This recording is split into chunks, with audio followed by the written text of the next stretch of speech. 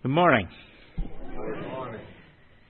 During August, one can see many falling stars in the northern sky. This is the Perseid Meteor shower, or the Tears of St. Lawrence. Both of these names reflect a spiritual interpretation of a scientific fact. According to the Catholic News Agency, the name Tears of St. Lawrence comes from an association of his feast with a day from legends that built up about the saint after his death. St. Lawrence was martyred on August 10th, 258, during the persecution of Emperor Valerian, along with other members of the Roman clergy. He was the last of the 7 deacons of Rome to die. Now, the reason he was the last was because he was the treasurer. And so they didn't want to kill him until they got the money. And so, he kept on saying, yeah, I'll bring you the money. Just give me a few more days because it's like I collect it from various places. And during that time, when he was delaying them, he was emptying out the church coffers and giving it to every poor person in Rome. And so then when he finally was summoned before the executioners, he showed up with a handful of crippled, poor, and sick men, and when questioned, he said, "These are the true wealth of the church." Which the Romans didn't like that answer. So he was immediately sent to death, but it was a slow death. They put him on a gridiron, and they had him above the fire. And legend has it that not only was he quite good with the money and pretty tricky, he also had a sense of humor that before he died, he said, "Turn me over. I'm done on this side."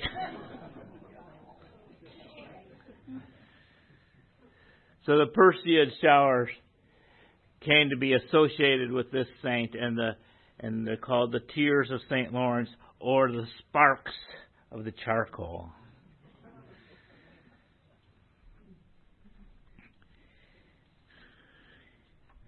The legend of Perseus is more complex because our Greek ancestors had lots of time and lots of imagination as they looked up into the sky. The meteor shower is said to come from the head of Perseus, and there's other constellations in the area, and what characters I'll introduce you: Cepheus the king, Andromeda, and Cassiopeia, and they're all up there in the northern sky. If you had the Big Dipper here, the Little Dipper here, Cassiopeia's here, and then Perseus, Cepheus, and Andromeda. They're all just kind of there in the northeastern sky. Perseus was the son of Zeus and a mortal woman, the princess Danae, who was hidden in a tower to protect her from men. But Zeus, being a clever God, he transformed himself into a cloud of gold dust and drifted in the window. The name Perseus literally means Zeus, or son of God, and the falling gold dust is represented in the meteor shower. And this has translated over into, if you look at early Greek icons of Mary at the Assumption, that there's usually a star or a golden stream falling down upon her as she's conceiving Jesus. But Perseus, a son of God, led a different life than Jesus. He was a warrior. And his most famous battle was to fight Medusa. Now, Medusa had also been a mortal woman, but these gods, as they were in abusing their power, she became pregnant by the god Poseidon. which made Poseidon's girlfriend, Athena, a little bit jealous. And so she turned Medusa into a monster, complete with snakes coming out of the top of her head, and a look that caused people to turn to stone. Now, Perseus was tricked into hunting for Medusa. He was tricked by a man who wanted to marry his mother and kind of wanted Perseus out of the way. And he said, this is a good thing to do, to get rid of this monster, because that monster turns everybody to stone. I'll be rid of this pesky stepson, and then I can marry this lovely woman. They were devious back in those days, those gods and people, kind of like today. But Athena, still kind of holding a grudge against Medusa, not thinking that turning her into a monster was enough, gave Perseus this shield that shone, it was polished like a mirror. So that way, instead of fighting Medusa directly, he could look in the mirror while she was sleeping and chop off her head. Well, Medusa was sleeping with her two sisters, who were also monsters. And it ran in the family. And they woke up and they were angry and wanted to kill Perseus. But lucky for Perseus, from the body of Medusa sprang a winged horse named Pegasus.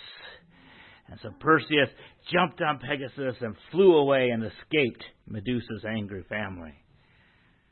So Perseus is just flying around then, and he spies a young maiden chained to the rocks by the sea. It was Andromeda. She was very beautiful. But why was she chained to the rocks? Well, Andromeda was the daughter of King Cepheus and Queen Cassiopeia. And Cassiopeia was very beautiful. And she bragged that she and Andromeda were the prettiest things on the planet. They were so pretty that they were even prettier than the nymphs of Poseidon. Poseidon didn't like that.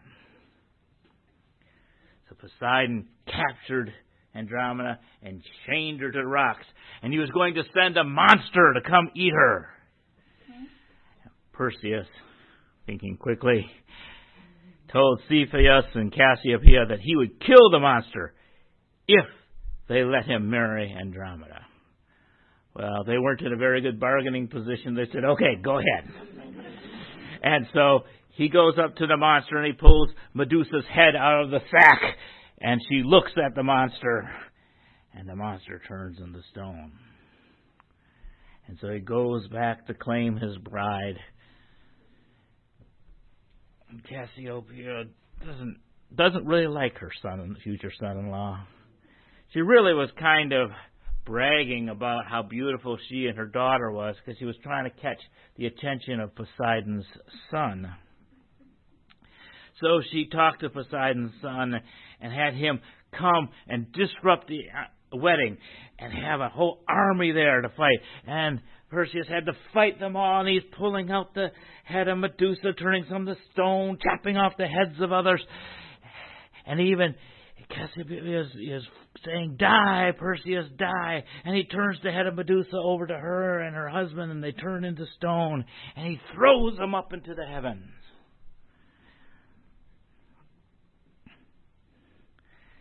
Well, Poseidon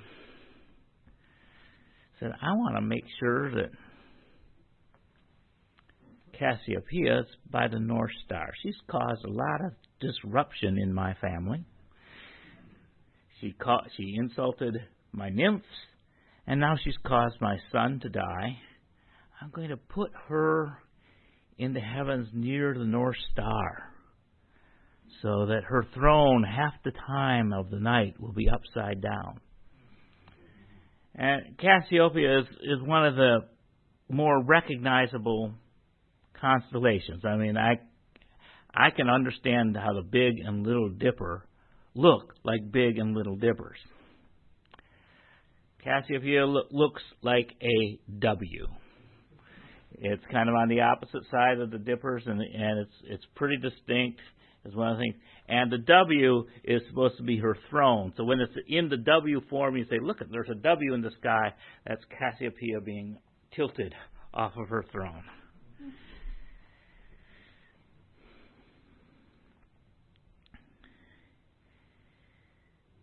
So they're all up there in the sky together. Cassiopeia. Cepheus is near her. He's also pretty easy one to find because it looks like a house, just 5 points of a constellation. If you think of a childhood drawing of a house, that's what Cepheus looks like. Perseus is right next to Cassiopeia. Like his head is at the bottom of her throne, or depending on when she's upside down, his head's at the top of her throne. But it's such an indistinct constellation that I've looked at it all week in different books, and everybody kind of draws the lines different. It's just kind of a squiggly thing, and you really can't tell what it is. On clear nights, in the very dark sky, by the side up, there are two stars that are kind of close together, and those represent the eyes of Medusa. Andromeda is a long triangle, and she actually shares the same constellation. She is also Pegasus's tail, and Pegasus is a large constellation heading over to the northeast. This all goes to show that the nights in Greece must have been very, very long.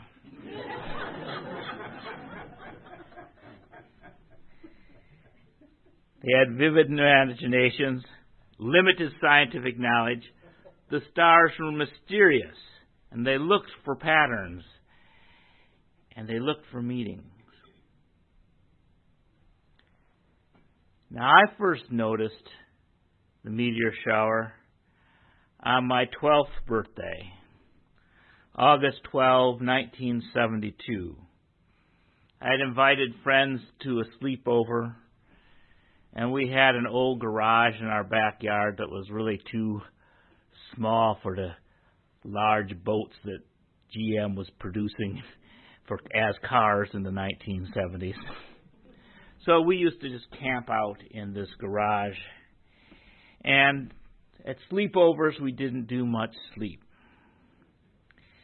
And one of my friends was sitting on the roof of the garage, and I said, "Look at all the falling stars." And we all climbed up onto the roof and looked at them amazed.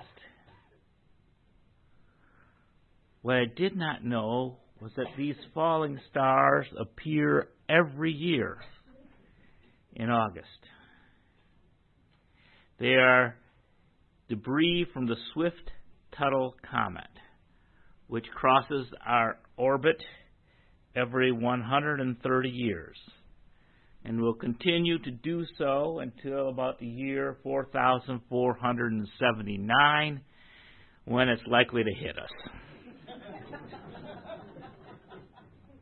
And currently, it's 2.5 times the size of a meteor that killed the dinosaurs.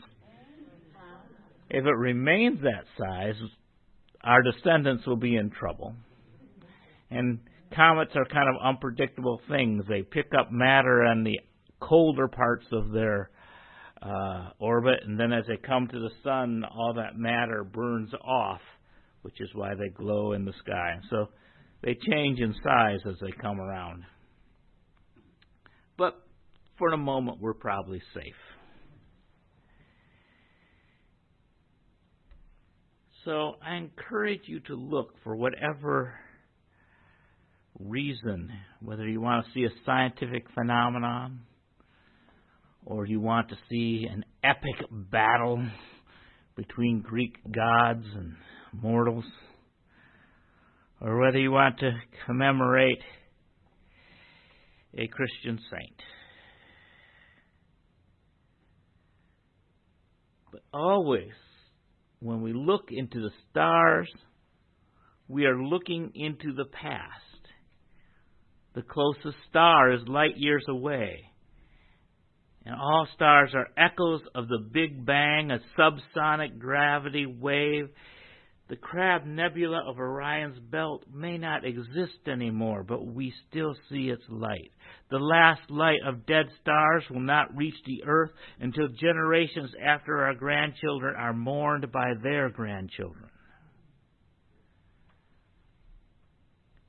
But falling stars are now.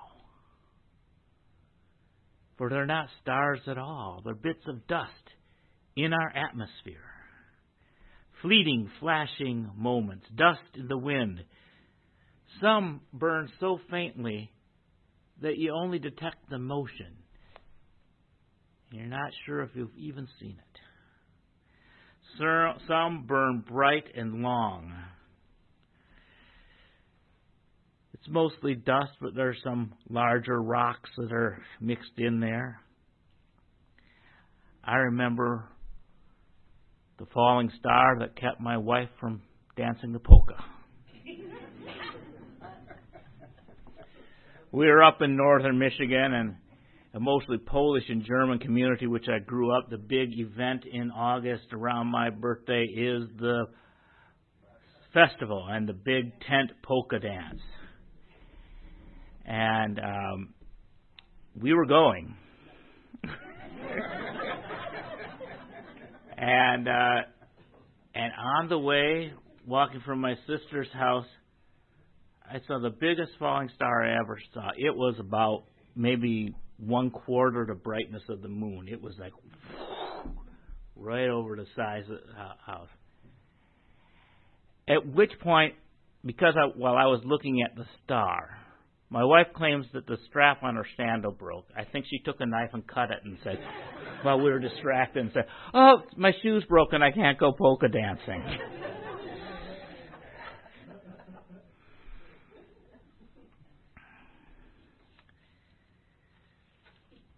But this idea of things from outer space hitting the ground. I mean, that one I saw that night, I thought, that one's going to hit, because it just seemed to be just over these pine trees. When I was in Indiana, I met the man who wrote the book on near-Earth impacts. I mean, he literally wrote the book. He was a Purdue professor named Jay Malash.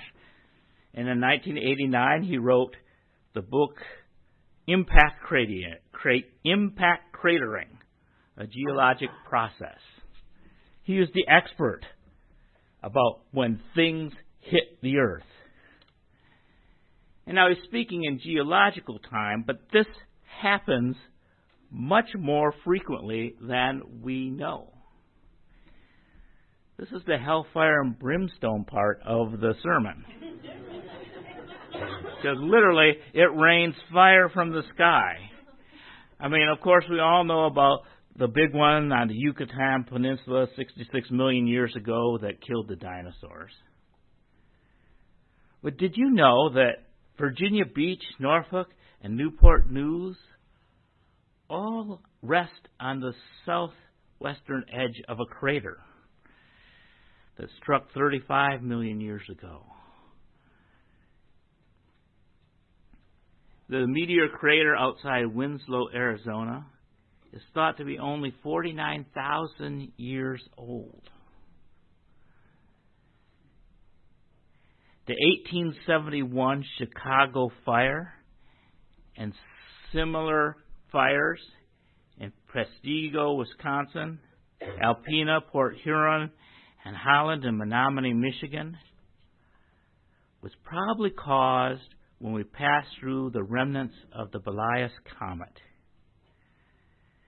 The fires broke out all across Wisconsin, Illinois, and Michigan as the debris field struck.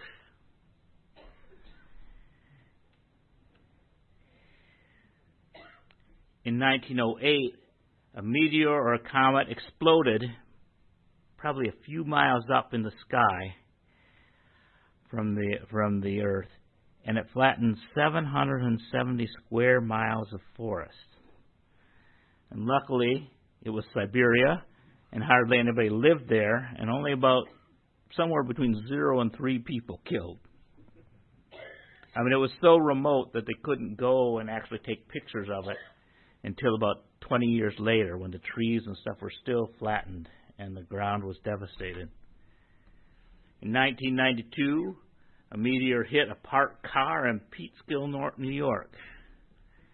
And in 2016, one killed a man in India, and there were witnesses who were standing by and saw it. See, meteors are unpredictable, and they can happen at any time. We have scientists up there looking to see it, so maybe if a big one's coming, we might have time to do something. Then it's hard to know what we would do.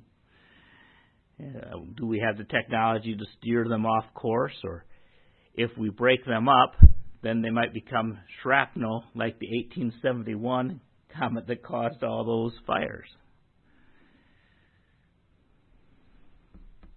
Comets, though, are usually a bit safer than meteors because they're mostly ice, holding together very tiny pebbles. And so when the ice melts off, these pebbles kind of fall into the atmosphere, and most of them burn up before we are hit by them. But the thing about looking in the sky is that we are always looking simultaneously at our past and our present and our future, where we came from and how we might be destroyed.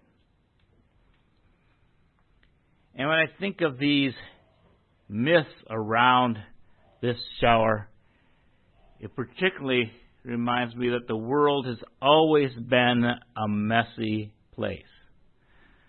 We are living in quite a messy political and social time right now, but we are not unique in human history.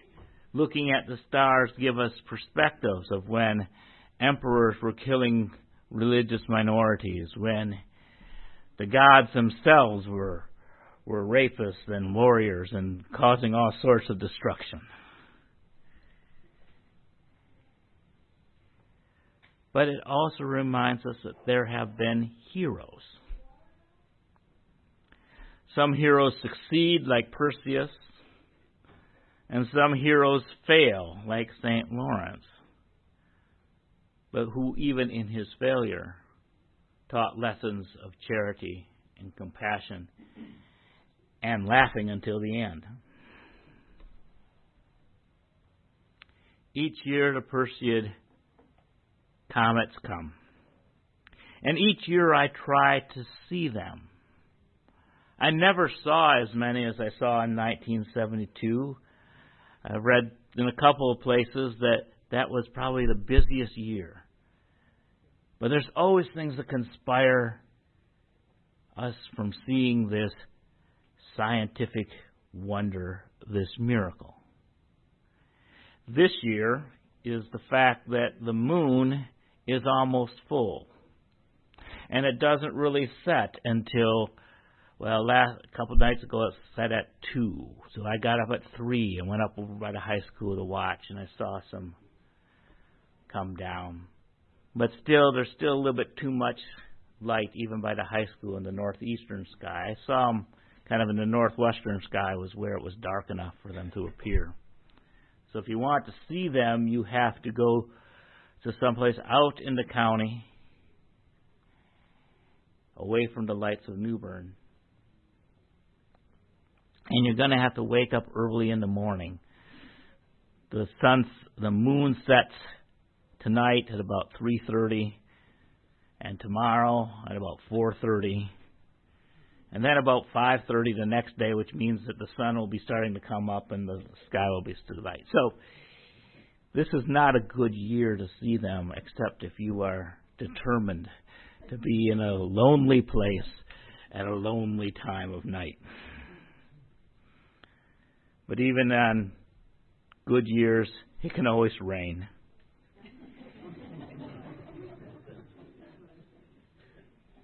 But I always find that it's still worth looking for.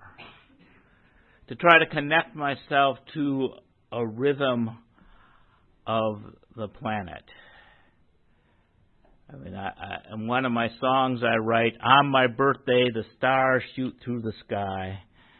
That is why my life is a meteor ride. Now this thing has existed long before me and long after, but as most humans do, we look at an event and we interpret it through our own lives and our own perspective. The things that I've learned from this shower is patience.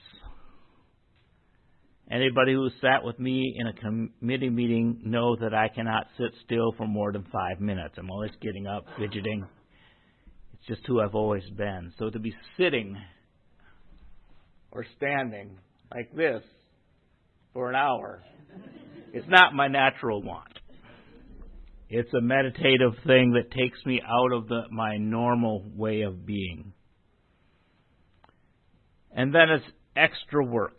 You have to kind of be up at night at times that you're usually sleeping, and I like sleeping.